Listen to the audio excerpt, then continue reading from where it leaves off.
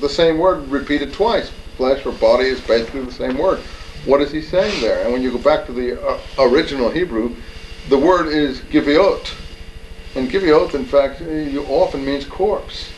Well, when you change it around and translate it, they inflicted the indignities of outrageous pollutions on the flesh of his corpse. The thing begins to make sense, particularly if you think that the wicked priest, as I think, is probably or very likely one Ananus, was responsible for the death of James.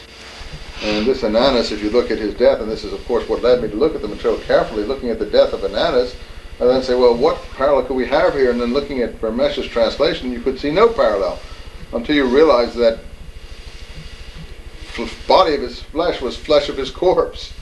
When you saw it was flesh of his corpse, then it has every parallel in the world, because if you read your Josephus carefully in the Jewish war, the Idumeans come into Jerusalem, and in the process of burning all the high priest palaces and wreaking some destruction at the behest of the revolutionaries in Jerusalem, they kill many of the high priests, including Ananus, and Ananus in particular.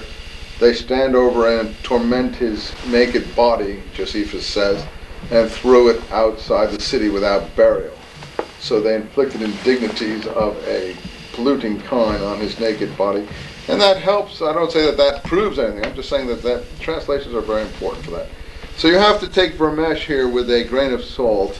However, since he is in English, the most accessible translation and more precise than Gaster. Gaster's translations are just imaginary poetry, but they bear very little resemblance to the actual text. At the time Gaster was translating these things, I think he just wasn't in the field that much. If you know Gaster, and you know him, he was the son of the chief rabbi in England, Moses Gaster. He came from an illustrious English Jewish family. However, I don't think Dead Sea Scroll studies were his cup, and he did this as a kind of poetic exercise. His translation really is almost worthless. However, you can use it as a check on Vermesh. Occasionally it helps. If you don't know the original Hebrew, the best is take an English translation, go to the original Hebrew. If there's a word bothering you, you can make enough sense of the Hebrew from vocabulary lists and letter lists to translate it yourself to make sure that it's right. Never accept, if you're in a difficult passage, don't accept someone else's English translation. Never do it. You'll find it's almost always, lacking. These translations that we did for Bar 2 months ago, we've got some letters back and some people object to our translation. They give their translations. And they're so arrogant, they think, oh, our translations are wonderful. They give the editor of Bar their translation. I read their translations. If they think ours are bad, I don't know what they think of theirs. Ours may be bad, and we don't say ours are good. And I was working with Michael Weiss at the University of Chicago on these translations that we did, and of course they pilloried us, as they will anyone who stands out on a limb. But they provide their own translations, which miss all the nuances completely.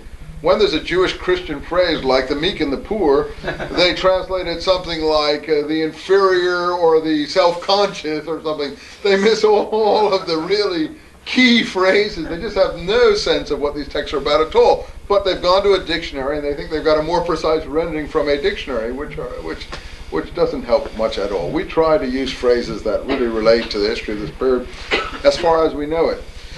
So let's look at this Damascus document. He starts off now, and I don't know if any of you have any books, but I'll read from the one I have. I'll get as far as I can until you guys get bored. Hear now, all ye who know righteousness, or all ye, I think how it's put, knowers of righteousness is what it is. And watch right from the start, if this is the legitimate start. By the way, again, for a sidetrack before we go any further here, this was the text that Philip Davies and I asked access to in 1989 to start the ball rolling on this official dispute with the Jerusalem authorities here.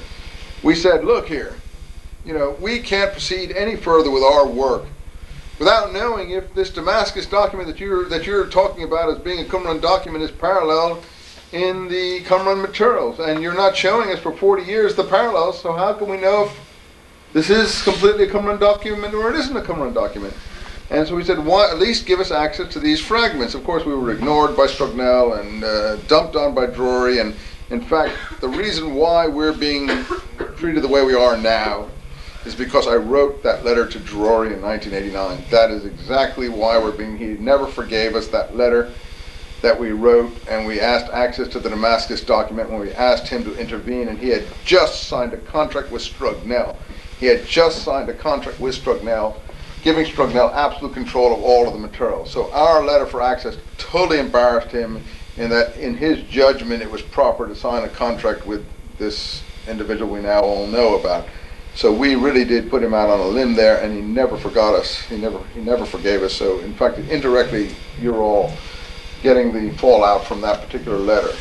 In any case, we asked them to do something, and of course they didn't, and that's when things started to really explode and accelerate, as you probably followed the dispute more or less over the last couple of years. But the crux of the letter was, show us the parallels to the Damascus document. Now we've got all the scrolls now, and we can see, and what's his name, Wacholder from Cincinnati has restored particularly the Damascus document from the Concordance.